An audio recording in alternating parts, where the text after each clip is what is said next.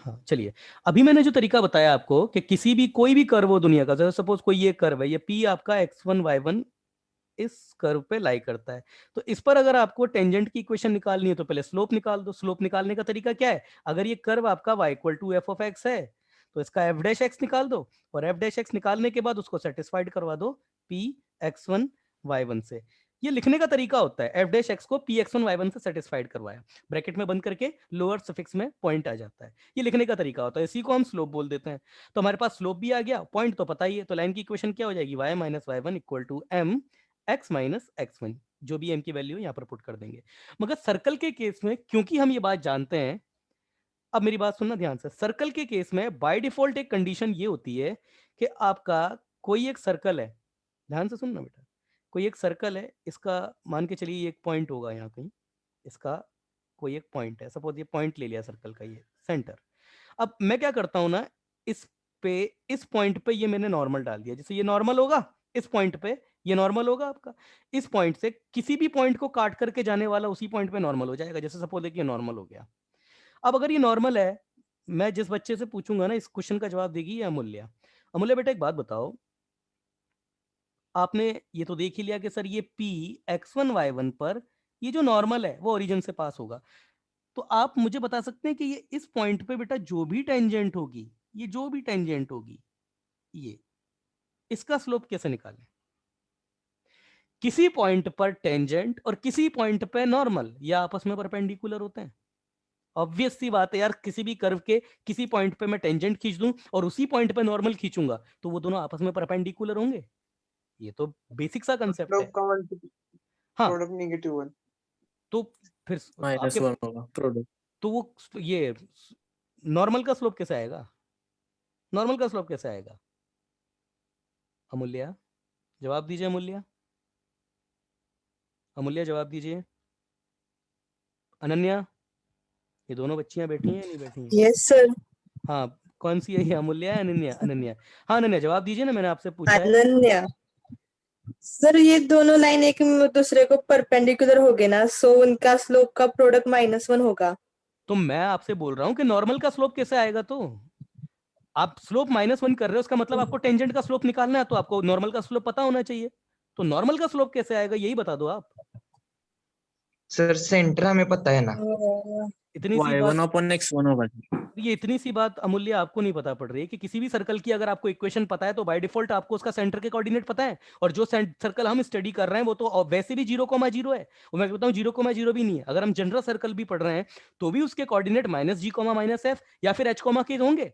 तो अगर आपको कोई सर्कल अगर आपके पास है, कर्व है आपके पास, तो सर्कल के केस में आपको उसके सेंटर पता है, और सेंटर के कोऑर्डिनेट यहां पर कितने हो जाएंगे आपके पास, 0,0। और अगर मैं स्पेशल सर्कल लेता तो कितने हो जाते, h, के या फिर -g,-f। और अगर ये पॉइंट पी x1 y1 है तो ये इसका जो नॉर्मल है उसका जो स्लोप होगा वो कितना हो जाएगा, y2 minus y1 upon x2 minus x1, तो y1 minus 0 upon x1 minus 0। तो हमारे पास जानते हैं at point p x1 y1 slope of normal, इसका जो नॉर्मल होगा उसके स्लोप को लिखने का ना ये तरीका होता है, m से मतलब स्मॉल m से हम स्लोप को बताते हैं, और अगर मैं यहाँ पे लोअर सफिक्स में n लगा दूं तो इसका मतलब होता है नॉर्मल का स्लोप, वो कितना होगा y1 अपॉन x1, ये हमको पता है। देन स्लोप ऑफ टेंजेंट, इसको लिखने का तरीका सन्मेश ये होता है m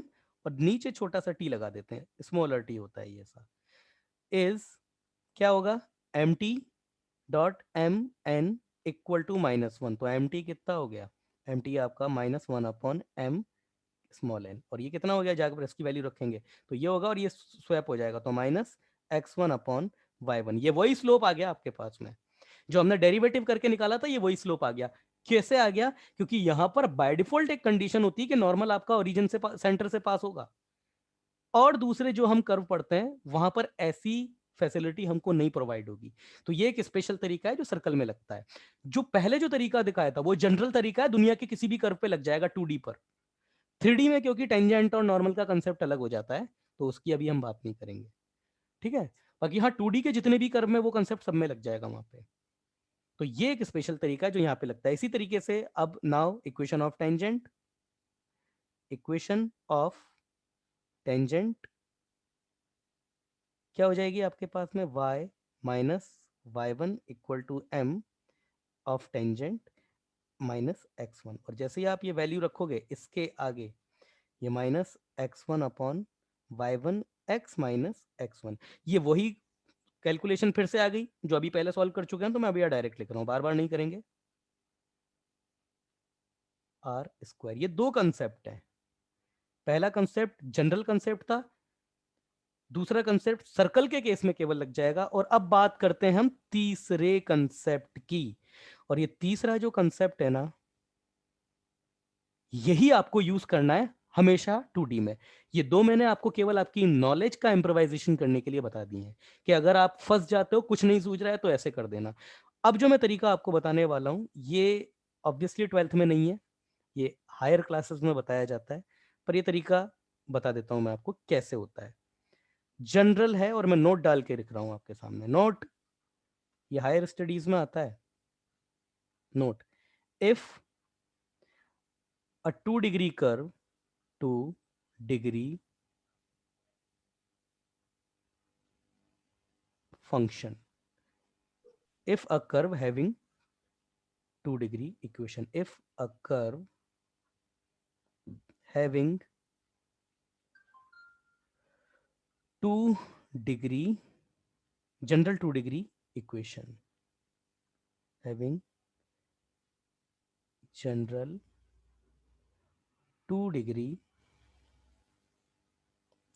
इक्वेशन, मतलब उसकी इक्वेशन किस फॉर्मेट में होगी ना, ए एक्स स्क्वायर, उसकी जो इक्वेशन होगी बेटा वो कुछ कुछ इस फॉर्मेट में होगी, ए एक्स स्क्वायर प्लस बी, मैं इधर तो आएगा नहीं, नीचे लिख देता हूं, ए एक्स स्क्वायर, ध्यान देना भाई, b y square plus 2g x plus 2f(y) plus 2h(xy) plus c equal to 0। कोई भी आपके पास में अगर फंक्शन है, तो अगर उसकी इक्वेशन आपके पास 2 डिग्री फॉर्म में है, तो 2 डिग्री फॉर्म में अगर आपके पास में, देखो ध्यान देना, मैंने यहां कर्व बोला है, मैंने कर्व बोला है। कर्व बोलने का मेरा रीजन क्या था ना, क्योंकि यही इक्वेशन आपकी पेयर ऑफ स्ट्रेट लाइन को भी रिप्रेजेंट कर देती है। तो अगर आपने ये चेक कर लिया कि ये आपका पेयर ऑफ स्ट्रेट लाइन को रिप्रेजेंट कर रहा है, तब मत कर देना ये चीज कि पेयर ऑफ स्ट्रेट लाइन पे इक्वेशन ऑफ टेंजेंट वो होती भी नहीं है और ऐसे निकलती भी नहीं है, इसलिए मैंने कर्व बोला है ऑलरेडी।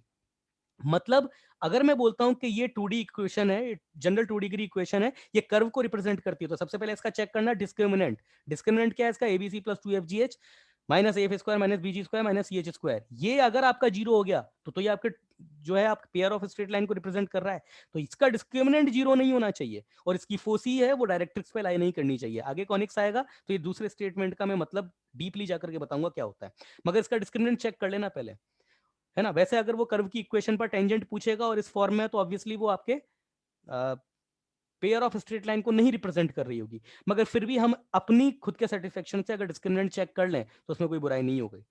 चलिए आगे चेक कर, आगे मैं बोलता हूं, अगर आपके पास कोई कॉनिक है, मैं बात कर रहा हूं तो ये पांचों कॉनिक्स में से कोई भी एक हो सकता है। पांचों कौन सा, सर्कल, पैराबोला, इलिप्स, हाइपरबोला या फिर रेक्टेंगुलर हाइपरबोला, इन पांचों में से ही कुछ भी हो सकता है। पांचों में से कुछ भी हो, इक्वेशन निकालने का टेंजेंट का given point P X one Y one पर सबका एक ही तरीका होता है। If a curve having general 2 degree equation से this, then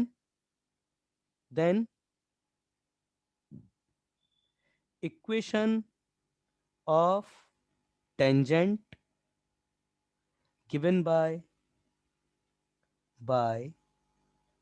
equation of tangent given by replacing, अब ये रिप्लेसमेंट आपको याद रखने पड़ेंगे, बाय रिप्लेसिंग, वही जो रिप्लेसमेंट है, देखिए क्या क्या है। पहला रिप्लेसमेंट, एक्स स्क्वायर को किससे रिप्लेस करना है, एक्स x1 से। दूसरा रिप्लेसमेंट, वाई स्क्वायर को किससे रिप्लेस करना है, वाई y1 से। x1 y1 आपको पता है, x यहां पर आपका वेरिएबल ही है और x1 आपके पास कोई कांस्टेंट है जो आपको ऑलरेडी गिवन है। Then equation of tangent, tangent यहां पर मिसिंग हो गई एक टर्म, एट यहां पर है जो लिख देता हूं, eight p x1 y1, x1 y1 पर if a curve having 2 degree equation this, then equation of tangent at point p x1 y1 given by replacing, पहला रिप्लेसमेंट x स्क्वायर को x x1 से, y स्क्वायर को y y1 से, तीसरा replacement x को किससे replace करेंगे आप, x प्लस x1 अपॉन 2, चौथा रिप्लेसमेंट y को किससे रिप्लेस करेंगे आप, y प्लस y1 अपॉन 2, पांचवा रिप्लेसमेंट xy, अब यही बचेगा आपका, xy को किससे रिप्लेस करेंगे, x y1 plus y x1 upon 2, ठीक है ना। कितने रिप्लेसमेंट हो गए, 1 2 3 4 5, छठा रिप्लेसमेंट c, छठा जो रिप्लेसमेंट है आपका c, बाय डिफॉल्ट c को नहीं आपको छेड़ना है, c आपका जो है वो एज इट इज ही रहेगा, c, इसको सी ही, यही एक ऐसी टर्म है जो चेंज होती नहीं है, या फिर जानकारी के लिए सी को चेंज करना है सी में ही, इटसेल्फ कांस्टेंट चेंज नहीं होता है। ये पांचों रिप्लेसमेंट करते ही आपके पास कर्व की इक्वेशन आ जाएगी। अब ये मत पूछना कि सर ये आता कैसे है, इससे आपको कोई मतलब नहीं होना चाहिए, ये फॉर्मूला आपको या फिर ये रिप्लेसमेंट्स आपको एज इट इज याद रखना है। अब मैं आपको इसको वेरीफाई करके दिखा देता हूं, ये नोट है, अब देख लीजिए तीसरा तरीका, third method, equation of tangent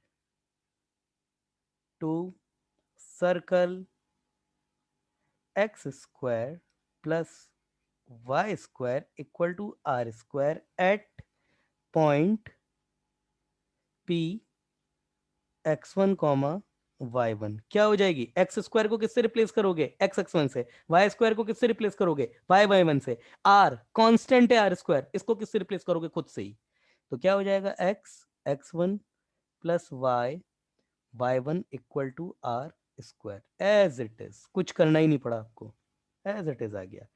क्या यही इक्वेशन थी क्या, क्योंकि मीटिंग चेंज हुई है, वरना मैं तीसरा वाला जो पहला प्रूफ था उसको भी वेरीफाई करवा देता, यही इक्वेशन आती है। समझ में आई बात, ये रिप्लेसमेंट आपको याद रखने पांचों, पहला, दूसरा, तीसरा, चौथा, पांचवा और छठा। छठा एक्चुअली रिप्लेसमेंट है नहीं, ये एज इट इज अपनी वैल्यू खुद आती है, जो सी जो होता है वो एज इट इज आ जाता है, एक्स वाई का रिप्लेसमेंट वाई एक्स और एक्स स्क्वायर वाई स्क्वायर, इन सब का रिप्लेसमेंट लगते हैं। अब आपको चाहे ये तीनों में लग जाएगा, सर्कल में भी, पैराबोला में भी, इलिप्स में भी, हाइपरबोला में भी और रेक्टेंगुलर हाइपरबोला में भी, पांचों में लग जाएगा। ये पेयर ऑफ स्ट्रेट लाइन में नहीं लगता है, क्योंकि पेयर ऑफ स्ट्रेट लाइन में कोई टेंजेंट जैसी चीज होती नहीं है, खुद वो दो लाइंस होती हैं। क्लियर है, यस क्लियर है, रिप्लाई, अरे रिप्लाई करो यार, क्लियर है, यस सर, चलिए। Yes sir. संदेश, आवाज में कुछ प्रॉब्लम आ रही है क्या उधर?